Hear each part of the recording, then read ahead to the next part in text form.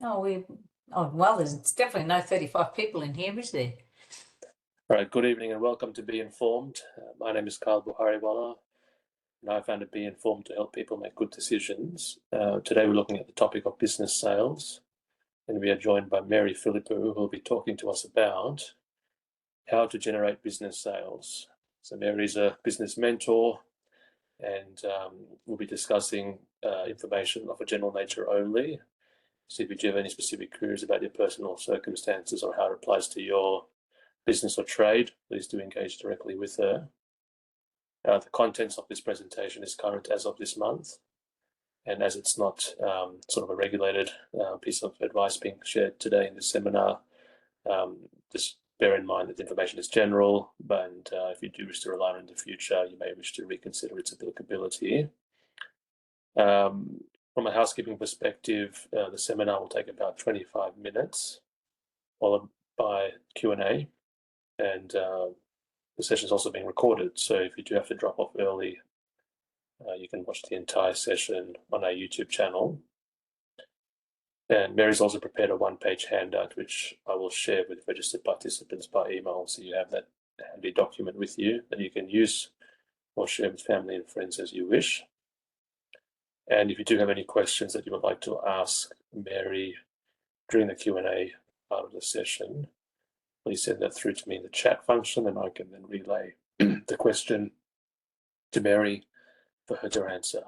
So session will wrap up in about 50 minutes.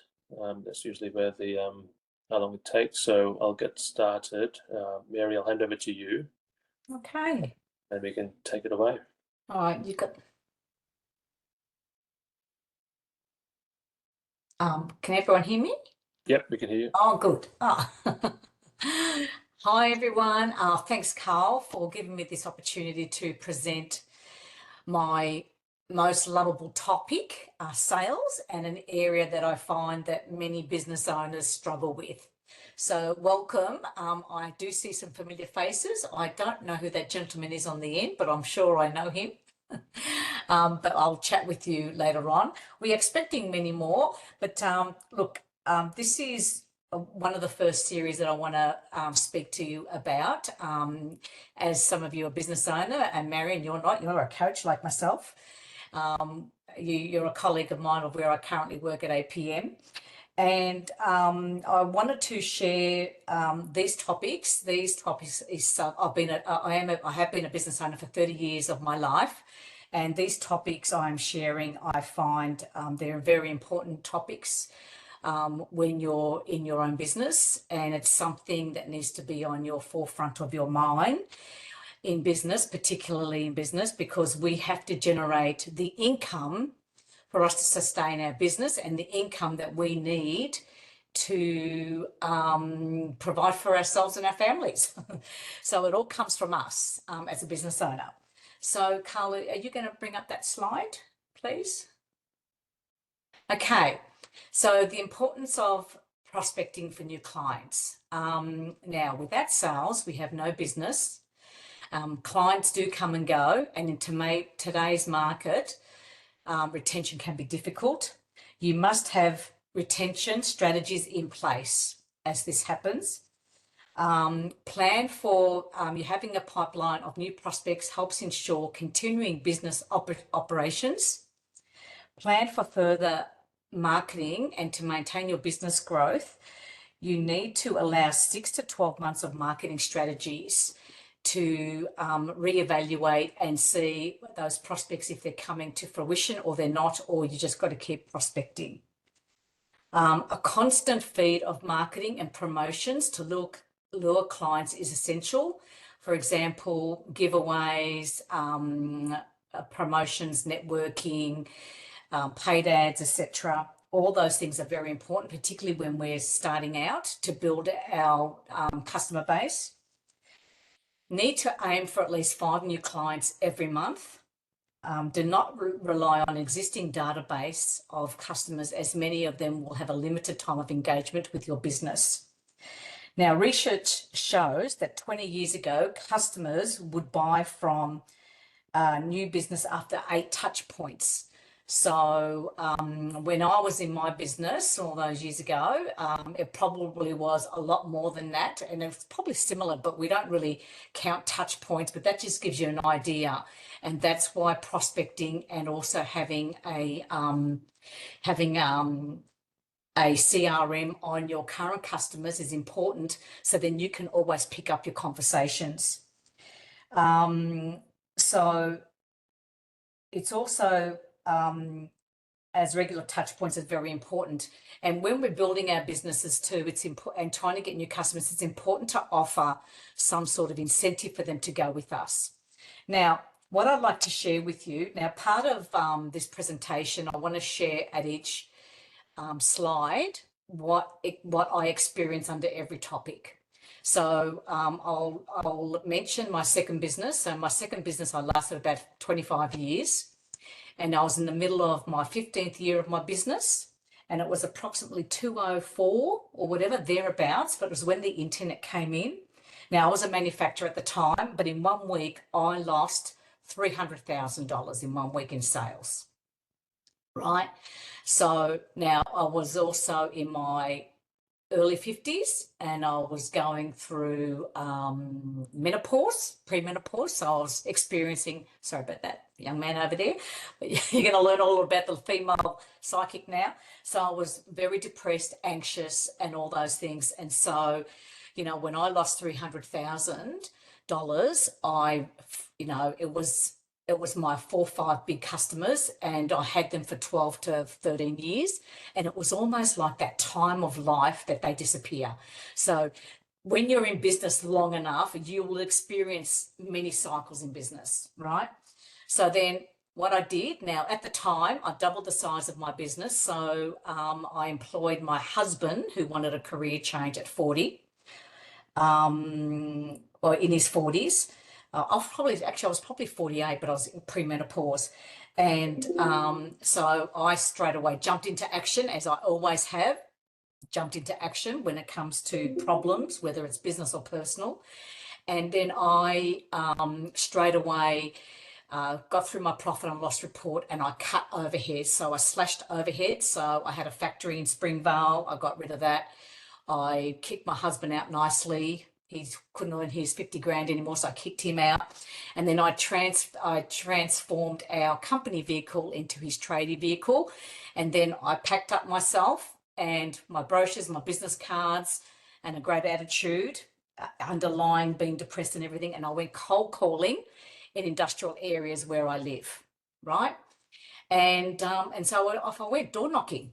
Now, as we all know, now back in those days, door knocking was probably more acceptable and cold calling was more acceptable.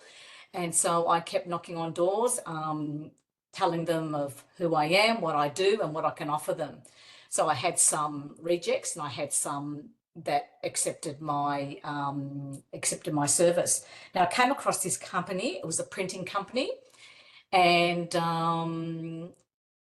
it was in Heidelberg, and I built rapport. So he was quite interested in what I had, and he wanted me to sell, and he wanted me to provide him a couple of samples, and I did, and it was a small order, but I persisted, because I always kept thinking little things end up being big things, right? So I persisted and persisted, and after 3 to 4 to 6 months, I was supplying him product. I created the rapport, I created the relationship, I built on that, I turned up at every meeting, I did all those things. And then I thought to myself, well, this is never going to amount to anything. But during that time, it was probably after 5, 6 months, he then rang me and introduced me to a company that he obtained, which was a company on the board of World Vision. So then I picked up World Vision. So this is what can happen if you are diligent and you stay in your lane and you keep going, providing your service, the quality, and all those things that are important to keep building rapport with clients, because you can achieve great customers. So then I got World Vision. So with World Vision, that turned out to be a $15,000 to $20,000 account throughout the year. And then I remember being at 57 then, I had an opportunity to quote for the Asian Cup with World Vision. Now, it was a $250,000 contract. And at that time, I was getting really tired and lost the passion for this business. And I said to my husband, I said, you know what? I know I can do this. I know I can finance this. But you know what? I've lost interest. So I rang up my competitor and offered to take my business and myself into his own business. And there we nurtured World Vision. But that's just giving you an example of what I did when you're confronted with, when you lose lots of sales, but it could be one customer, it could be two, so it doesn't really matter how many customers, but you need to be always proactive in getting customers. So that's that story. Carl, the next, I don't know if I'm going to time, next session. Now, how to maintain business relationships. So it's important in business to communicate and maintain customer relationships. I loved people. So for me, it was easy. If you love people, if you love communicating and you love talking like I do, you will always be a great you'll be a great supplier for a customer who can provide them solutions to their problems, right? It shows great customer service, it builds rapport and presents an opportunity to sell more products and services. It also shows your business is professional, innovative, and at the top of your industry. This helps build an opportunity to discuss further ongoing projects. How can this be achieved? Preferably face-to-face. Go out for lunch, arrange a coffee catch-up. To build rapport, it needs to be face-to-face connection. Frequency of catch-ups depends on clients' requirements. Okay, I know today we're in a digital space. I am of a person that I believe business is about people. Right? Call it old school, call it old fashioned, but I disagree. We need all elements of communication. And if you want to land yourself a big account, there's got to be an element of face-to-face and human connection. Because, when you look online and you see all those pretty little images on Instagram and websites, that doesn't say who you are as a person in business. You don't identify the person that you are. It doesn't show your integrity. It doesn't show, when you shake that hand and look in their eyes, it doesn't show your authenticity. It doesn't show any of that. So it's really important to maintain that. Now, a quick example, because I know we've only got 12 minutes already. Gee, that's gone quick. Quick example of that. I had a client where I targeted out of Adelaide in my second business. And I determined what my product was. So I was going to provide uniforms to the fitness industry, and I was targeting large companies. So I targeted all the large companies throughout Australia. So to build rapport, I just found out the manager's name, rang him every couple of weeks, and we continued a conversation. And he would say like, oh, Mary, why would I work with you? You're in Melbourne, I'm in Adelaide. Yeah, because I'm the best. And, I have great product. We offer great design and, and I'm on top of the game, right? And then I would say to him, now, Chris, can I call you in a couple of weeks to see how you're going with your current supplier? And so it's just keeping in touch, because in the moment while you're keeping in touch, you are having a conversation about his business, and then he's going to share with you, because you're so warm and you're approachable in your way of getting business. He then shares with you, now, Mary, tell me, if you had $100,000 account, how would you treat me? And I'd say to him, well, Chris, I treat you like king. I'd be doing everything for you because you'll be my biggest customer. And he says, you know what? I'm in Adelaide. I went to this company. They're up the road and I don't get any service. I don't get any follow-up. I don't get anything. And I said, well, you're dealing with the wrong person. I told you did. So then what happens? Now, because my business, and I was very professional, I attended trade shows every year. I was the expert in the industry. I did articles, I wrote. So the brand was getting built. The brand was already built. So the brand was very solid, and that's important to have the brand solid. So then I go to an expo in Sydney that I attended, because I have customers in Sydney. And there he sees me on a trade show with all my banners, my clothing, my brochures and all the things. And then he comes up to me and he hands me his card and he says, "Oh, can you handle $100,000 business?" And I said, "Oh, Chris, how are you?" You know, but that's how that relationship formed. Now, I had that account for 15 years and I probably made excesses of $2 million sales in that period of that time because they ordered every 6 weeks.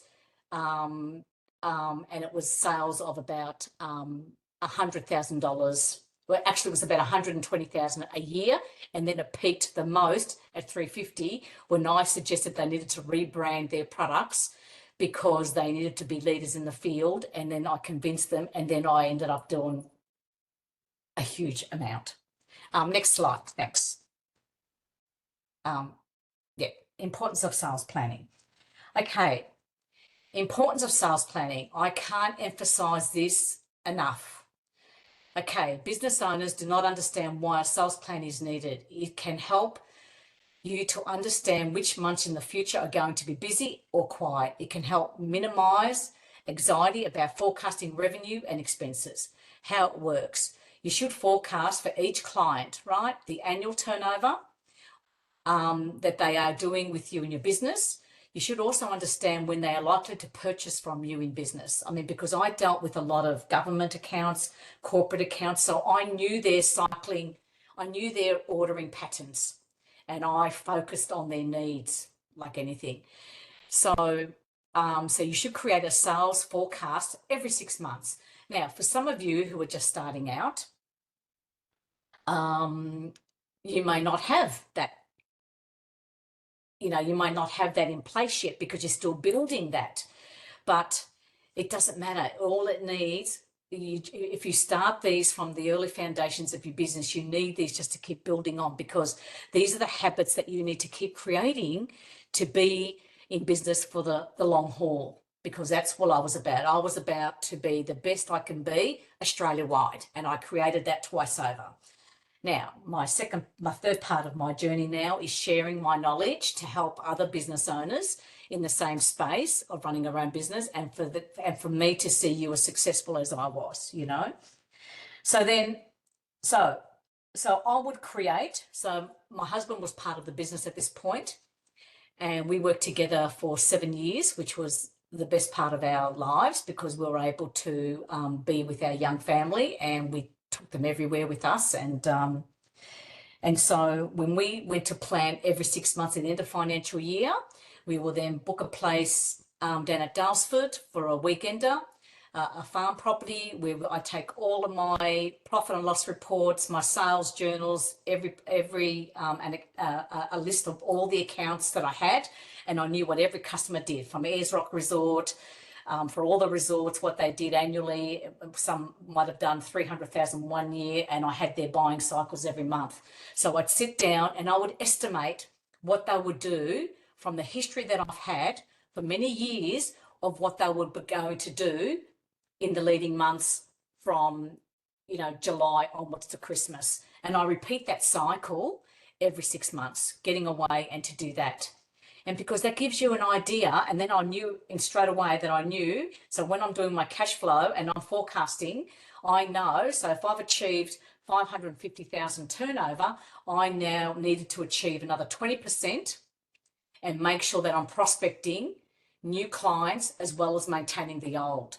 Now, the prospecting thing didn't occur to me until I lost that money. I lost those sales. Then I knew the importance of it, because when we're in business and we have a problem and we go through some areas of time that affects us, then we know that, oh, geez, I need to implement this as a strategy because I can't sustain it. So everything we learn in our business, we make that an opportunity to put into place. Okay, next one, please. Now, understanding your product or service. Okay, it's important to know your product and know the service. Who is going to buy your product and who are you going to service? You've got to ask. So you've got to specialize and be the best in your field. So you've got to ask yourself the following questions. How am I pricing this? Am I competitive? What is the difference about my product and service in the marketplace? Is it a quality product? How do we compare to our competitors? How do we stand up to our competitors? Where our competitors have a niche and they might be suffering in customer service, where do you pick up on that? You know, so you've got to understand your product offering. Do you understand that to be great at sales, you need to be passionate, authentic about your product offering? When we're selling ourselves in our business, product or service, we need to know everything about what we do. And the one thing you have to know about sales is that you're offering a pain point solution to your customers, right?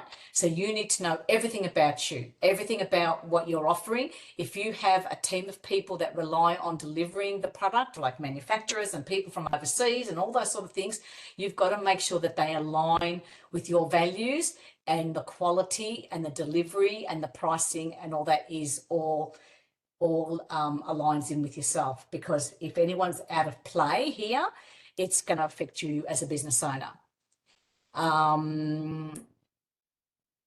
Tips. Sales is about offering a solution to your customers, I mentioned. Now, I'll share a story about our uniqueness. It was my first business in 1985. That's how far back it is, right? I'm telling you my age now. So in 1985, I was manufacturing upmarket leisure wear with my sister and her husband. And we created a brand. So we created a brand, and I was targeting upmarket stores, and we're keeping the brand tight. So what happened is that we knew our product was unique. Our product was quality. So we were up against people like Reebok and Nike, because that's the competitive area. But we were a family business. So we called ourselves the Benetton, as some of you may know. I mean, Marion will know, the Benetton of leisure wear, because she's my age group, because it was all colour and it was conservative. But the beauty about our product is it was colourful, but it was classic. So our market was like 25 to 75, right? So as we were selling tracksuits, right? So I initially started with gyms, of course. So I go to gym goers, and we provided brochures, and we did flyers, and I did door knocking. We did all those things. Now, we did that for 5 years. I did that stuff for 5 years. On my 5th year, we then started to get an explosion with retailers. So I kept the brand tight. We weren't everywhere. And then we created interest in the marketplace. And so David Jones in the menswear department phoned me, and they wanted the brand. Then we supplied to David Jones Men's. Then the women's department wanted us. Then George's wanted us, who were a part of the brand. Then Daimaru, who remember Daimaru, were around. So then before you know it, we were selling to every department store Australia-wide and to every upmarket boutique. So that's how unique our product was. But that's because, and I wore the product every day, so I knew how it washed and wear. And I can tell you to this very day, after 1985, and I do the maths, guys, 40 years, that some people still have this product in your wardrobe. Go figure. Okay, next, right. Now, competitors. Oh, I love competition, right? So what are our competitors doing? Now, while we focus on our own business, you should know that what your competitors are up to. What do they sell? How are they priced? How do they promote? It is important to understand who you're competing with and what you're up against in your industry. Find an opportunity based on your competitors' weaknesses and challenges. Increase your marketing strategies and profile to show you're a leader in the field. Trade shows, networking, PR, social media. Stay competitive. Stay ahead of the consumer trends. Be up to date in your industry. Be across developments in your client's industry as well. Pick one competitor one a month to study them. See what they're doing well and what they're not doing well. Now, I'll share a story what I did here. And I think it's in the storytelling that you're probably going to understand more about what I'm trying to say. Because, look, when we're doing competition and when we're talking about business planning and all that, there's so much that goes underneath that, but we're only limited in time today. So I knew what my brand was, and I knew what the customer, who the customer was. So I was then targeting another customer. Now, whilst I had brochures in place, flyers in place, and all those things back in the day without any social media or any of that sort of stuff, we had PDFs, and I developed brochures for catalogs for clients, you know, through digital, you know, putting designs together on, you know, on screen in a booklet for them. So once I discovered who my clients were, I then targeted the YMCA in Victoria. So once again, being the person that I am, it's really important that you embrace these skills, because trust me, I still do it today. All you got to do is then when you want someone, even when you want someone's business, you just got to bloody ring them up, tell them who you are, tell them what you do, and then just have that conversation and try and meet up with them. So I rang YMCA. I introduced myself to the purchasing officer. Her name was Robin Lord. I remember that already still. And I told her that I'm a manufacturer and I provide fitness uniforms for gyms across Australia. And I already have A, B, C, D, and E as clients. And I have a factory and I'm set up and all the rest. And I just asked her simple things, such as, you know, could you share with me who does your work? And she shared with me who it was. I said, okay. And I said to her, can you share with me, are you happy with pricing? And she says, Mary, we love the pricing.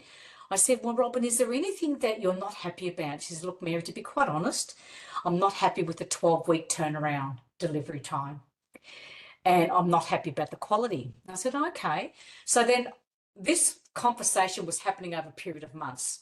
So what I did with all that information, I went down one Saturday morning, because these people were open to the public in Collingwood, in Langridge Street, and I would go down there and I would spy on them. And I could see they were cutting things up and they had stuff there for sale for people that are coming in to buy off the shelf. And I sat back and I said to my husband, I said, okay, this is what I'm going to do. I'm going to invest $5,000 from myself. I had an overdraft, right? So I always had a business overdraft. I had an overdraft of 50K because as a manufacturer, I need to buy things early and I need to plan. And so I took that on board. And like I said, you have to spend money to make money. That's other topics that I cover.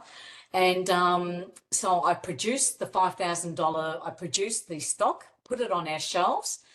I have a girl in the office that was working with me 3 days a week. She did all my admin. She was my bookkeeper, profit and loss reports, sales reports, all those activity statements.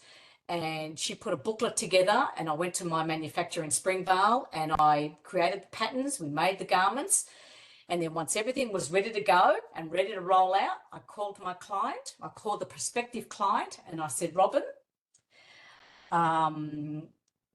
I have something I'd like to share with you. I have put all of your uniforms in my warehouse on my shelf and I will email you your purchase order and you can order immediately for delivery tomorrow. Well, what do you think happened? She was blown off the chair. She said that, oh my God, Mary, that's so good of you. And I said, well, look, I want your business. Purely, I want your business. And I said, how can we move from here? She says, look, you know, I'm not prepared to let my other person go. And I said, that's fair enough.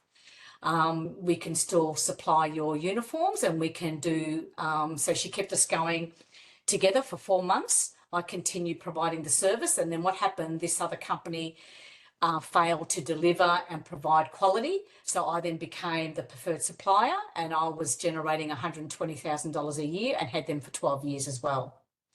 But see, this is the stuff that you can create. That's the magic that you can create in your own business. You don't have to even spend $5,000. It doesn't matter what you spend. It's about taking the action that you need to land that job, to land that account. Now, that takes us to the end, I think, Carl. Is that all I have? Huh. Yep, that is all you have. So thank you, Mary. Got Mary's details on screen for those that haven't met Mary. So yes, if you do have any further questions or wish to engage directly with her, please do contact Mary directly. I hope I didn't go too quick for everybody. I was mindful of the time. That's all good. It's perfect. And yes, the session is being recorded. So if you had to join late, you can watch the entire session on our YouTube channel later today and moving forward. Yeah. And the reminder, there's also a one-page handout that Mary has kindly prepared, so that will be shared with registered participants by email. So you have that document handy for personal use, or you can share it with family and friends. So that's the seminar, and now we'll jump into Q&A. Thanks, guys, for coming along. Yes. Okay. So, Mary, what we'll do is we'll start with some questions that we received ahead of time, and there's also some questions in the chat, and then we can see how we go. Yeah. So the first question, Mary, I think on everyone's mind, given the most recent sort of macroeconomic event of COVID, how has that sort of changed the conversation around generating business sales? Oh, through COVID? And post. And what, sorry? And post-COVID, so how's that changed the conversation of generating business sales, right? So I assume large activities that happened, whether it be the global financial crisis, or COVID, or even the dot-com boom, anything of that sort of proportion. Okay. I guess let's change the conversation about how you generate business sales. Okay. I did a webinar during COVID, and the conversations were about, a lot of businesses were suffering. And so I covered a segment of cutting costs, because because I lost my first business in the recession. So man, I've been there and done it, right? So when we're confronted with world economic problems that affect everyone in the world, Melbourne, Australia, everywhere, right? With COVID, the first thing that any business needs to do is look at your overheads.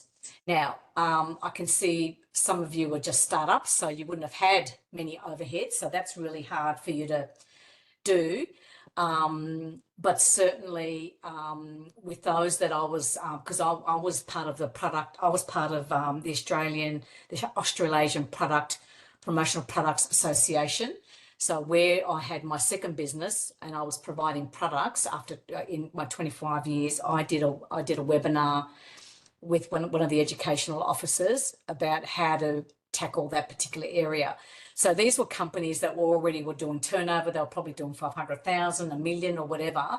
So all I can say during that time to those businesses is cut overheads. Now, sales. So during that time, I do know through that time, there was a lot of people that just conducted sales through Zoom. So it was probably minimal, and you just got to manage and do what you can.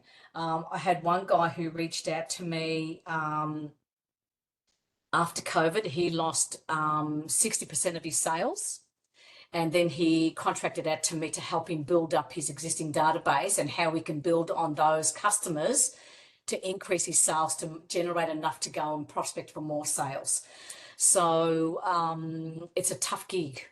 And, during COVID and what I did, I launched my book during COVID. I was going to be a speaker. I was going to do this and that.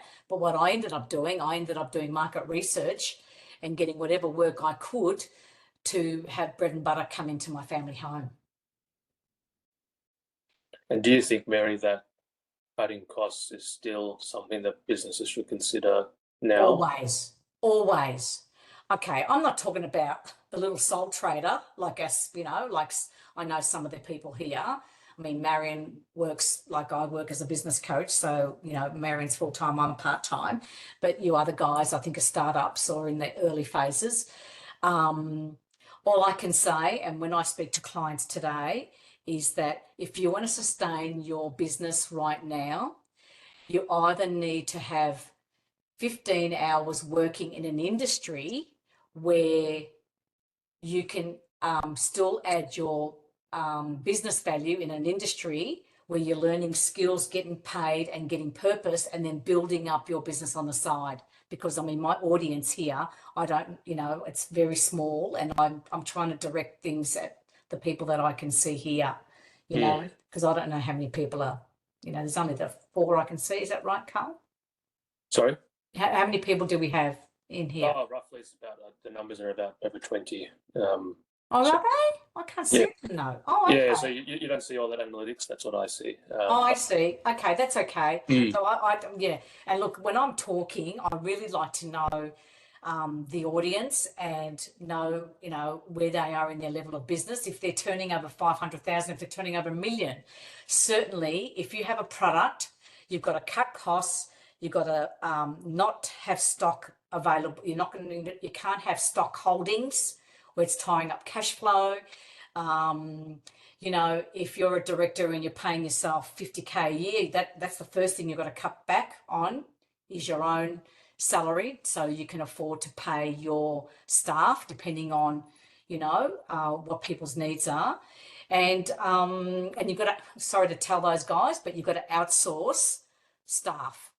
Instead of putting them on full time, you've got to get them as contractors. And so you're saving on long service, annual pay, and all that sort of stuff. I mean, when you're a business owner, it becomes tough and you have to be nicely ruthless, if you know what I mean, because it's about either you surviving or keeping your staff on board to survive. But if, your staff can't survive if you don't have a business to survive. Yeah, okay. We'll move into a question, Mary, that's been raised in the chat. So there's a question about whether the advice that we have heard today, and we'll hear, during the Q&A, is relevant to a creative business. And I assume the answer to that will be yes. Mary, your thoughts on that? So hang on, if you've got a creative business, explain it again, Carl. So the individuals asked if you have a creative business, I assume in the arts or music, film, yeah, those sorts of creative businesses. Does the advice that you've shared today, the general information that you've shared today about generating business sales, does that apply to creative business? Definitely, definitely. And you know what? Creative businesses, creatives, you love creating, but you lack the sense of making money.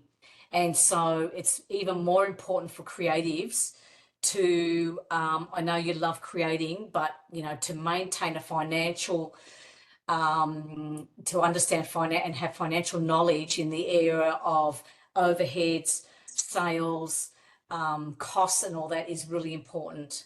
Because if you don't evaluate your costs at every time, I mean, I was very, very vigilant. Every time I have a profit and loss report, if I wasn't creating 38 to 40% gross profit and I was down to 23, there's an issue, there's a problem, right? And so you've got to have that information readily available to you so you can plan for what's coming. So Mary, like if you think about that, right, and always in life, it's a situation of you don't know what you don't know, right? So if you are a small business owner or you are starting up, and you do need to be mindful of various things from a commercial perspective, like how you're tracking. If you don't know to look out for those certain things, like what should you be thinking about? Like is it just get a consultant in or get a coach to help, or are there? You know what? When I had a coach come into my business, the first time I won a government grant to export to Japan, and they sunk us. So my advice on coaches are, because coaches, they're giving generic information. They're not tailoring it to the individual who is in their business and what their requirements are to move from one step to another. So you need to align to a person who has walked the steps primarily, that understands business and understands all elements of business, and not just to charge someone $2,000 a month and here you are, follow it through and you'll be fine. No, you need to, when I wrote the book, Show Me the Money, I wanted to teach women particularly, and men, whoever I came across, the foundations of business, that you need to understand building a brand, following through with integrity, pricing it, being unique, being the best you can be in your field. You've got to promote, you've got to give away, you've got to take articles out in publications of where you are, you've got to spend money to win. You've got to be on top of that. So unless you can connect with a coach that can really understand yourself in business, I wouldn't say just get any coach, because I personally don't like coaches. Even though I'm one, but I'm not a typical coach. I'm a mentor, but there are good coaches, but you need to find them. And how do you find them? You only find them by, you could be recommended, But if they don't connect with you and they don't understand what you're doing, how are they going to help you? Yeah, and I guess it's within the coach and the consultant sort of way of working that they'll tease that out from you. But I'm guessing, Mary, Yes. the question is around more about, aside from getting coaches and consultants, how can the individual themselves issue spot, I guess, the things that they should be looking more into? Is that just basic commercial, nous? No, okay, so there's business.fit.gov, there are platforms. Self-help tools, yeah. Yeah, there's a lot of there's government platforms, business.gov. There's the Melbourne Innovation Digital Solution Centre, which is government run as well, which is low cost digital mentors there that can help you with your marketing at low cost. You need to, it's important for individuals to connect with people who they feel are honest and are sincere about helping them. There's a lot of people, there's a lot of takers out there. You know what I mean? There's a lot of free workshops on business.gov.au. There are lots of council free events that you can connect with. There are network events that are low cost that you can go along to. And dealing also with, the people of BNI, they're people that have got money to invest in BNI, which is $2,500 a year, which is your business is more stable and you've got money to invest and you're networking with other, 20, 30 business owners and you're sharing things there. But it's really important. I mean, when I was in business for the first time, apart from growing up in business, I guess I was just intuitive about business. I don't know if it came from my father, but my good friend and the accountant I had back there, he was my business mentor and he's still my friend and an accountant. Well, he's retired now. But we built an alliance and we worked together and he actually taught me a lot, but it was also my own intuition and my own gut feeling about you learn and you toughen up. When you're turning over 1.5 and you're supplying tracksuits Australia wide and you're dealing with suppliers and you're paying them $100,000 and they stuff up, I mean, you really got to really have balls enough to say, you stuffed up my fabric, you got to redo it and you've got to stand your ground. You've got to really be proactive and protect yourself in business and also have the right legal advice as well. Yeah, no, definitely.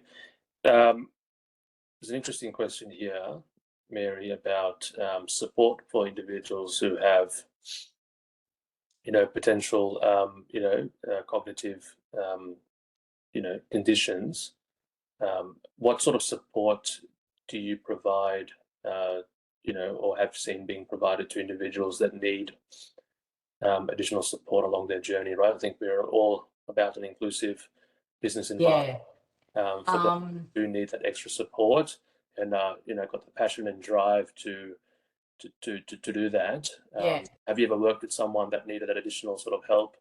Look, Carl, in my so I've been privy. I work with APM, which is Employment Services, and prior to that, I worked with Serena Russo. And these companies provide support to individuals who are facing disabilities, right? And we also have a program which is the Self-Employment Assistance Program, where we can help. But once again, it goes back to the coach. Like I've had clients who have got ADHD in this capacity. They've come in, they want to start a business, and this is through APM where I work, right? Because we have access to many people, and I have something in the capacity of 50 clients working 3 days a week that I help. And once again, I think it's important, and this is how I deal with it. It's important to identify. For me, it's important to identify this person, who they are, what are their challenges, and when you approach someone like that, they're really open to say, look, Mary, I really suffer with, I'm dyslexic and I suffer with ADHD. And so then I would say, okay, so how can I support you in learning or whatever. Like I've got a young girl that I help, her name's Sarah. She makes cakes and she's very good. She's a young lady, but she's got an NDIS provider that helps her with all the administration's tasks that she can't do. But she's on the program and she's running a business. So if your viewers want to look up APM services, they've got offices right round Melbourne, Australia. If they look into the self-assistance employment program, there is that the business program where you can be either established, and if you need further support, you don't need the monetary support, but if you want further support, we have coaches who are experienced coaches from their own businesses and like myself, and can help them through their journey. And that's how they can get supported for the first 12 months, which Thank is you. the only platform I recommend, because you wouldn't be able to afford to go and get someone else to help you, Yeah. if they're charging you $500 an hour or whatever it may be. Yeah, yeah, yeah. So I think it's, choose what suits best. Okay. Yeah. Mary, just a question around handling objections. So, as you go about finding new clients or building connections, and you will, implement, rapport building techniques and all that sort of stuff.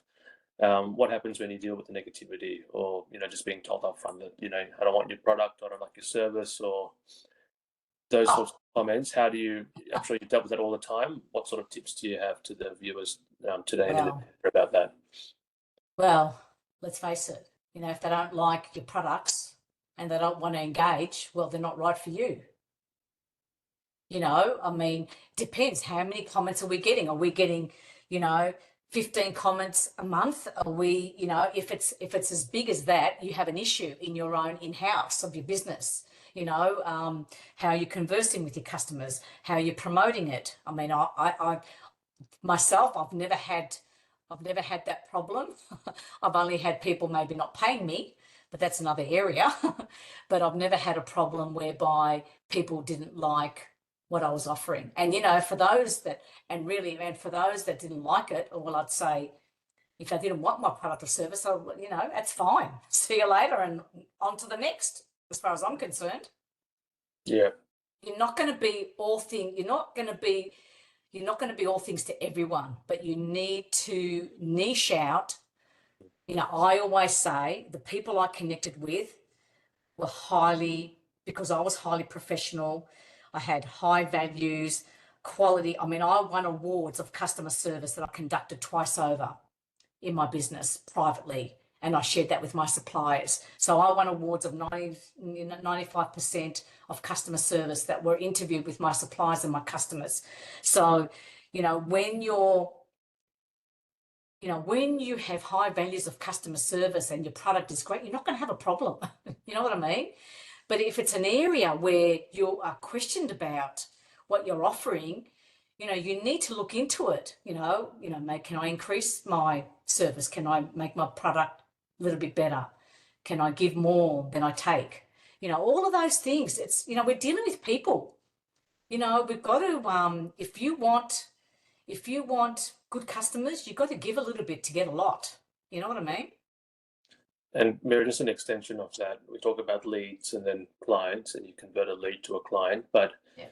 in terms of the intuition that a business owner should have to detect, whether whether a lead is going to become a potential client, what sort of things did you have to think about, or you could sense in the way they approached you as a business owner? How can you tell that someone's going to be converted into a client? Oh, you know what? I'm a little bit different, right?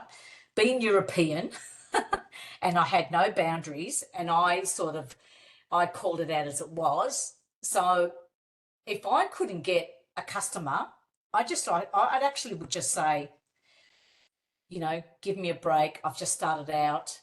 I'm sure you're going to be happy. What is it that I need to do to get your business? I would ask all those questions.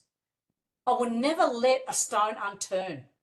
I would never let an opportunity go by if I didn't get an account. I was driven to get business. So I would either pinch them from somewhere else that they weren't happy. Mind you, in later years, I had people pinching my accounts. That's how I lost my 300,000, right? I had Ayers Rock Resort for 13 years, and I was turning over nearly $300,000 a year. And where I was getting my product branded, this other fellow who I knew, I had branded boxes. So I had corporate innovations in my boxes, so everyone can see all of my business. So if you want to go and snoop and see what I'm doing, all you got to do is look up Ayers Rock Resort, find out who the buyer is, and start undercutting what you're doing, you know? So there's a shelf life, and you have to be aware of when that's going to happen, and you have to be prepared that when you lose it, that you're not going to panic like I did, lost 300,000 in 1 week. And then, you know, if you're on top of the game and you're changing and innovating all the time, and you're getting new business coming in with new customers, you're not going to have that problem as severely as I did. But I would just ask, you know, I had Peter Lemon Wines, and he was always very fair with me, and he needed a price to be done for $5, and I did it for $5. But I rang my suppliers and I negotiated a COD price where I paid a discounted price. I paid him cash. I got 5% off, and then I gave him what he wanted, because if I stopped working with him in any capacity, there'd be someone else. Yeah. So you just have to, it's, you know, business is about wheeling and dealing. I'm sorry to tell you guys. It's, you know, it's not what you read in books. It's, you know, you want this, you got to make it happen. Yeah, it's very competitive nature, landscape, sorry. So you do have to. And, you know, and I was a woman in a very male dominant area, and they didn't treat me well back in those days, you know. So I was firm in all my approaches, but I delivered exactly what I said. And I worked with advertising agencies. I worked with many different types of companies, because the word was spread out and I became known for what I did. So I built that brand, and I built that rapport of myself in the business. Yeah. And that's Okay. where you need to get to. Mm. You're an expert, and they need to have you because you're the best, basically. Cool. All right, we'll wrap it up there. I know there's been a few other questions, but we're almost at time. There was a question about generating sales in business using SEO. Actually, there was a presenter that's joined this call today, Sandra, that's talked about SEO in one of our prior Be Informed sessions. So if you go to our YouTube channel, you can have a look at session 40 that spoke about the 3 pillars, you know, from a marketing perspective. So have a look at that. This now brings us to the end of the session. So thank you again to Mary. And look, if anyone wants to reach out and phone me, there's my number. Look, I'm happy to talk to you. No obligation. You know, like I said, I've experienced lots of success, and I just want everyone else to experience the same. And we just have to keep trying new ways to get those customers, little baby steps, and that all builds up, you know. So I wish you all the best in your journey. Provided in the right direction, though. That's right. Of course. So thank you, Mary. Her details are on screen, so if you do wish to connect with her, please do. Yeah. And to the individual that asked the question in the chat, here's the YouTube channel there. So you can have a look. It's also in the signature of the email that I'll send to those that have registered by email, or you can just type in my name or Be Informed into Google and it'll come up straight away. So yes, thank you for joining. If you did find it useful, please do share, Be Informed with your family and friends. I run and fund Be Informed all on my own, and I'm doing it just to help people make better decisions in the work that they do. So thank you to all for joining. Thank you to Mary. Yeah, I hope everyone got some value out of this today, and I wish you all the best. But reach out. Love to know who was there. I know there's I know Marion, yes, and I've seen Annette, and I know Sandra, and I know Carissa. I don't know this guy here, Sean, is it? Yeah. Yeah. So A lot of anyway, people. Right. All all the right. best, guys. And if you want to buy the book, you can buy that through my website. I do have hard copies. I've probably got about 12, and it's a practical handbook. It's a practical book of how to gauge your own customer service, how you treat your suppliers. It's a 0 to 10 sort of thing, and it gives a lot of insight on all things business, and it shares the good, bad, and the ugly. Beautiful. Yeah. All right. Thank you all. Thanks, Right. Mary. Have a All the good night. best. Bye, guys. Speak Bye to you for now. later. See you. Thanks, Carl. No worries. Bye bye. Bye.